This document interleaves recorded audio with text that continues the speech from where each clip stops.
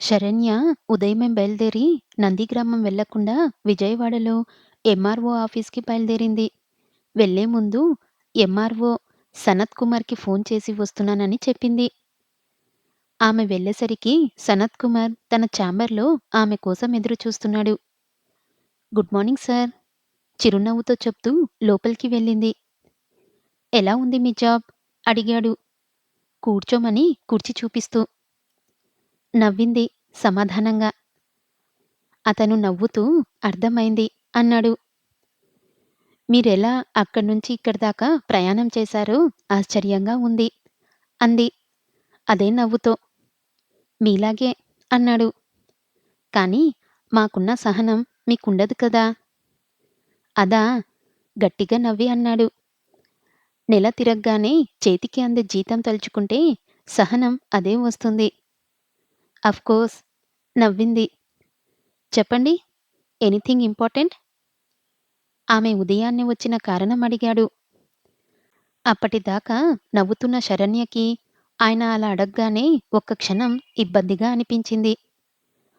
అప్పుడే లీవా అంటాడేమో! లీవ్ తీసుకుంటే ఎలా? కుదరదు అంటాడేమో!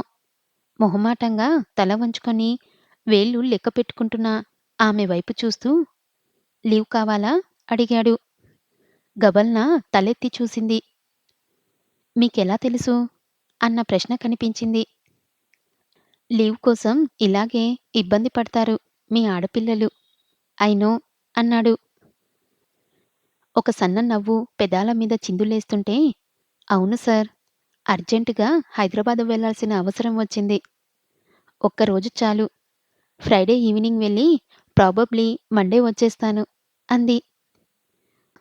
మీరు సీఎల్ హ్యాపీగా అప్లై చేసుకోవచ్చు. వెళ్ళండి. బై ద వే ఎలా వెళ్తున్నారు? ఇంకా ఆ విషయం ఆలోచించలేదు. ముందు మీరు పర్మిట్ చేస్తారో లేదో అని సందేహంగా అంది. CL is your right. Just ఒక పేపర్ మీద అప్లికేషన్స్ రాసి నాకు పంపించేస్తే చాలు. ఎప్పుడైనా కుదరకపోతే ఏదన్నా ఇంపార్టెంట్ వర్క్ ఉంటే నేను రిజెక్ట్ చేసినా మీరు బాధపడకూడదు. అయ్యో! నేనేం బాధపడలేనండి అంది. మీకు అభ్యంతరం లేకుంటే నేను కార్‌లో వెళ్తున్నాను. మీరు కూడా రావచ్చు. మీరు కూడా హైదరాబాద్ వెళ్తున్నారా? నా ఫ్యామిలీ అక్కడే ఉన్నారు. నా వైఫ్‌కి డెలివరీ అయింది. ఓహ్! I see. ఎప్పుడు? పాపా? బాబా? పాప. ఫస్ట్ బాబు. వాడికి 2 ఇయర్స్. సరిత పేరెంట్స్ హైదరాబాద్‌లో అమీర్పేట్‌లో ఉంటారు. నేను ఎవ్రీ వీక్ వెళ్తాను.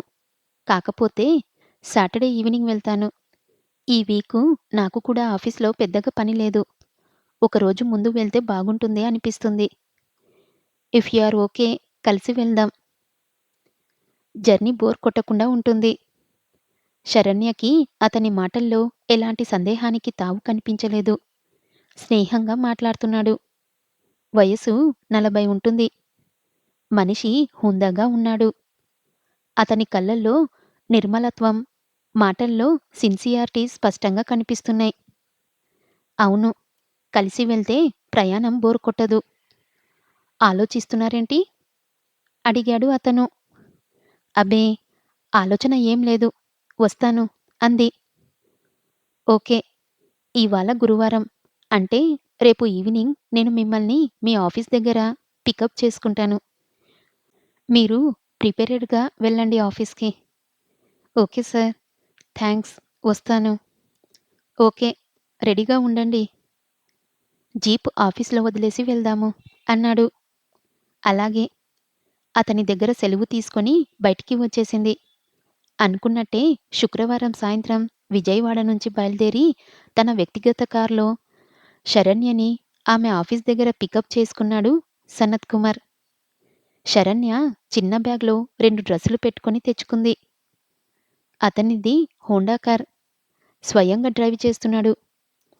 సరదా కబుర్లు చెప్పుకుంటూ వెళ్తుంటే ఎంతో సన్నిహితంగా, ఎప్పటినుంచో స్నేహం ఉన్న వ్యక్తిలా ఆత్మీయంగా అనిపించాడు.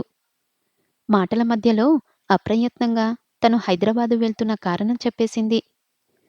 తేజ గురించి చెప్పేసింది. అతను చాలా సంతోషించాడు. సో, త్వరలో మీ పెళ్లి సందడి ఉందన్నమాట అన్నాడు. కొంచెం సిగ్గుగా నవ్వింది. నేను అమీర్పేట బిగ్ బజార్ నుంచి లెఫ్ట్ దాదాపు శ్రీనగర్ కాలనీ వైపు వెళ్తాను. మిమ్మల్ని ఎక్కడ డ్రాప్ చేయాలి? అడిగాడు.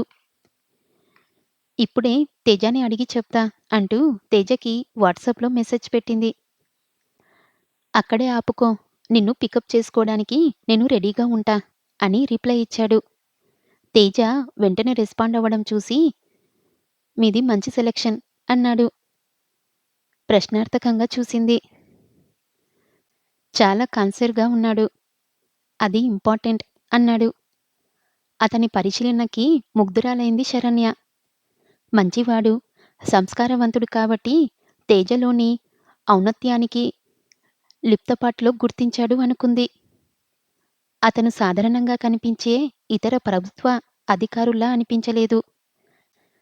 సంతకానికి ఇంత అని బోర్డు పెట్టుకొని కక్కుర్తికి సంపాదించే అవినీతిపరుడు కాదు.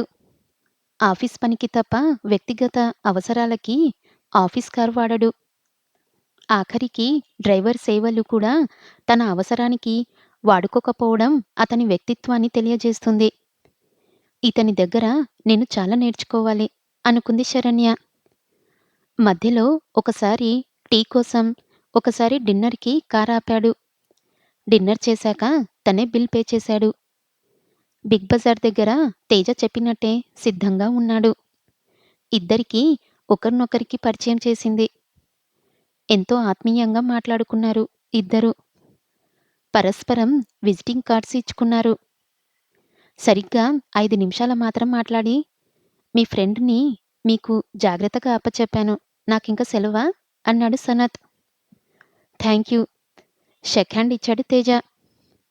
అతని కారు కదిలాక తేజ శరణ్య భుజం చుట్టూ చేతులు వేసి తన కార్ పార్క్ చేసిన వైపు కదిలాడు. ఏంటిది? అంది. అతనలా భుజం చుట్టూ చేతులు వేయడం చూసి. నువ్వు నా భార్యవి. Your mine. ఈ విషయం లోకానికి చెప్పాలిగా అన్నాడు. ఒక డప్పు కూడా తేకపోయావా? అంది. ఒక డప్పు ఏంటి? పెద్ద బ్యాండ్ మేళంతో టముకు వేస్తాను అన్నాడు. పరవశంగా మరి కొంచెం అతనికి దగ్గరగా జరిగింది. తేజ కార్లో అతని రూమ్‌కి వెళ్ళింది. తేజ పేరెంట్స్ మణికొండలో కొత్త ఇంటికి మారిపోవడంతో అతను తనకి వీలుగా ఉండటం కోసం బంజారాహిల్స్‌లో ఒక ఫ్లాట్ అద్దెకి తీసుకున్నాడు. అది ఆఫీస్ కంపెనీ అకాడమినేషన్ 3 బెడ్‌రూమ్ ఫ్లాట్. విలాసంగా, అధునాతనంగా ఉంది ఫ్లాటు.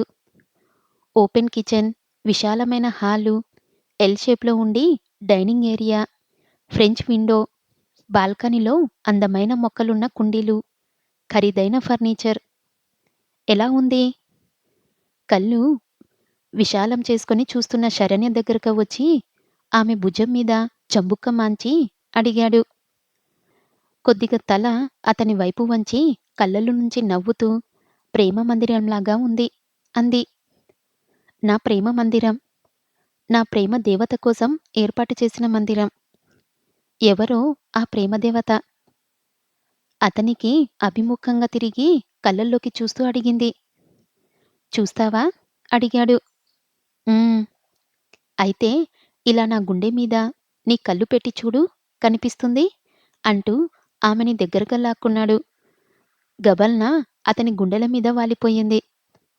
2 చేతులతో గట్టిగా బంధిస్తూ ఎప్పుడెప్పుడు నీ మెడలో 3 ముళ్ళు వేసి నా సొంతం చేసుకుంటానా అని ఎదురు చూస్తున్నాను అన్నాడు. అవును, పెళ్ళయ్యాక నేనిక్కడ ఉండను కదా. నువ్వు కూడా నా దగ్గరకు వచ్చేస్తానన్నావుగా. గోముగా అతని గుండెల మీద కుడి చేతి చూపుడు వేలితో సున్నాలు చుడుతూ అడిగింది. అవును, కాదన్నానా? మరి ఈ వైభోగమెందుకు? మనం హైదరాబాదు వస్తూ ఉండామా? విజయవాడలోనే ఉండిపోతావా? నువ్వు జాయింట్ కలెక్టర్‌గా హైదరాబాద్ వస్తావు. అందాక ఇది మన గెస్ట్ హౌసు. నాకు ఎంతో నచ్చింది.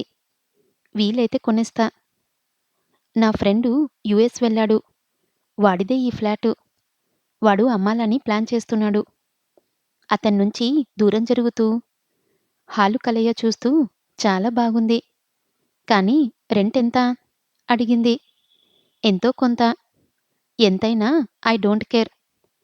మళ్ళీ ఆమెని దగ్గరకు లాక్కొని చెంప మీద ముద్దు పెట్టుకుంటూ అన్నాడు.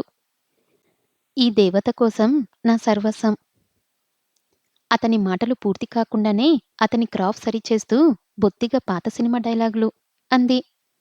ఆమెని మరింత గట్టిగా హత్తుకొని, అయితే కొత్త సినిమా స్టైల్లో ప్రేమించుకుందాం అంటూ చటక్కున ఆమె పెదాలు అందుకున్నాడు.